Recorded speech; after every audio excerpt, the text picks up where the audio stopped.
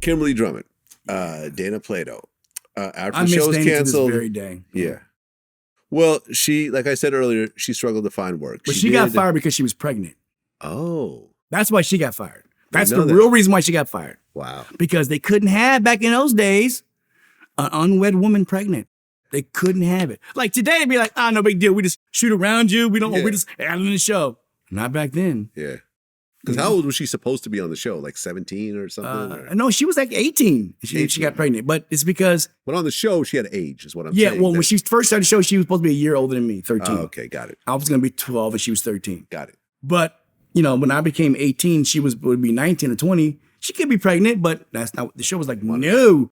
Because you had so much restrictions on TV.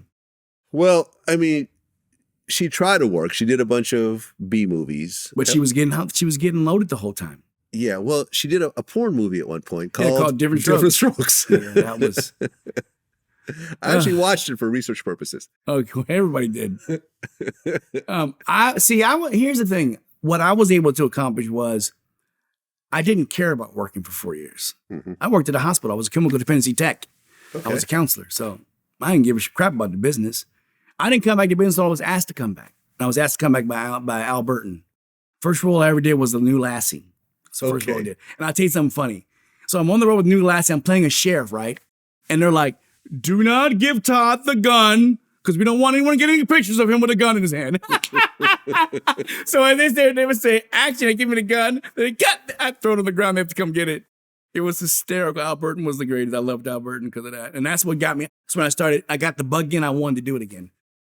Well, Dana, like you said, had drug problems. Yeah. And then in 1999, well, this is where the fuzzy part is. Some people are saying that she died of suicide. Other people are saying there was a drug overdose. It was accidental. Yeah. It was accidental drug overdose? What I heard is, this is what I heard. But see, I told her, see, if you ever listen to my Howard Stern interviews, I'm fired at Howard Stern. I'm firing. If he fires at me, I fire back. I used to learn, I don't care about it anymore, but I used to learn everything about you. If you're interviewing me, I learn everything about me. So if you try to attack me, I come right after you just as fast. Mm-hmm. So, I would go on Howard, and when you're a comedian, you're blasting away, you're having fun, everyone's laughing. So Dana, I told her, I said, Dana, you can't go on there lying. I said, if you're going to go on that show, if they ask you questions, just admit it. Yeah. They asked me, did you do drugs? Yeah, I did drugs. And it was a stupid idea. I should have never done that. Dana goes, I have never done cocaine in my life. And they were like, yeah, okay. And when callers called in, they beat her up. Yeah. And she couldn't take it. She went home, and what happened was, the things I tell people about sleeping pills, never take sleeping pills. She took some sleeping pills. She woke up kind of drowsy, took some more. That's what did it. After the Howard Stern show. Yeah. She was so depressed and emotionally depressed over that, she wanted to go to sleep. So she took something to go to sleep and woke up and took some more. She probably took, see, the thing about, I would tell people, if you can't go to sleep, just don't go to sleep. Don't take nothing to go to sleep unless it's natural. Well, in 93, Gary Coleman did an interview. He said he actually tried to commit suicide twice by overdosing on pills. Yeah, that's what Gary did. He did too. A lot of suicide and suicide attempts on that show. No, there's a lot of suicide attempts in the world. That's what I always tell people. We weren't buying drugs from the Brady Bunch. Yeah. But, I mean, to be fair. We're buying it from regular people. Right, but to be fair, I mean, it becomes kind of a bigger story of how Hollywood treats child actors. No, it becomes a bigger story. You don't think that has anything to do with it? No, it becomes a bigger story with how all of us kids were affected by different things in our lives. Me being molested, being harassed by the police, having a father figure who was drunk all the time and always after me and my mom doing something. Dana was adopted. You know that? No, I did not. Dana was adopted. Okay. Also adopted. She didn't find out about her. She finally found her mother, and her mother didn't want anything to do with her. So all those things that are happening to us, it's a recipe for disaster for any kid.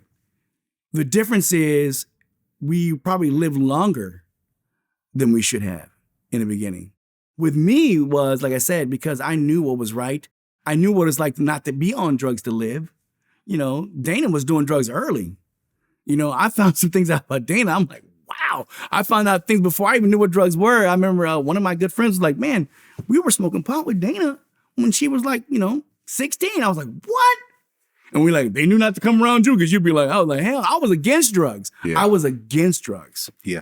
totally against it, but that's why what I've learned is never be against anything. Just don't do it. Yeah. You know what I mean? When I see people now with shortcomings, I don't put them down because we all have shortcomings, and I always say, man, I hope that person finds themselves and be able to take care of themselves. The thing I don't like is how different color people can do all the drugs, mess up all they want and go right back to work like it's not a big deal.